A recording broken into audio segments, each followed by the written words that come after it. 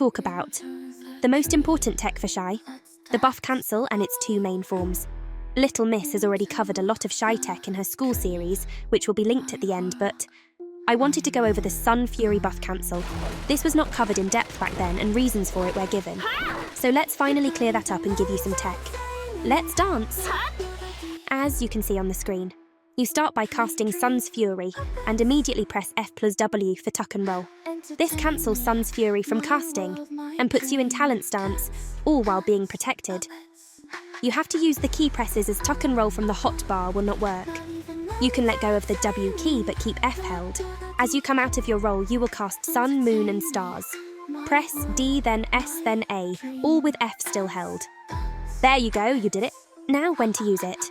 Nearly all the time, especially in GVGs and Node Wars, you need to get them buffs out. Also good in PvE, and it speeds things up. Where I personally don't use it, and this is a special case. RBFs?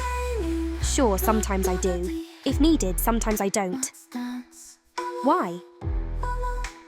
I use the long animation at the start, when I think it's safe, to give my team a chance to notice buffs are coming. Yes, it's unprotected, yes, it's slow, but you don't have comms in RBF. If you play a lot of RBF and get to know the players, you may make a connection with some, and they will look for the precast animation. This is a very special case, and that's why it wasn't explained back in Shai School.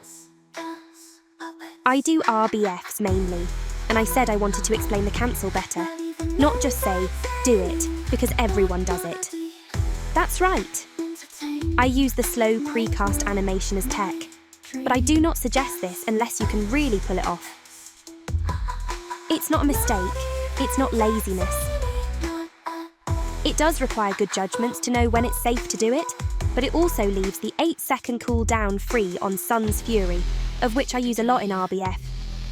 So half the time Sun's Fury is on cooldown and half the time I don't want to waste it. But in Node Wars and GVGs, you have a shot caller.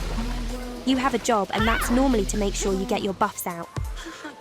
Sun's Fury cancels does not guarantee you will get your buffs out if there is someone skilled and ready to stop you, but we pretend this doesn't happen for the anti-Shai propaganda, even if it's in videos.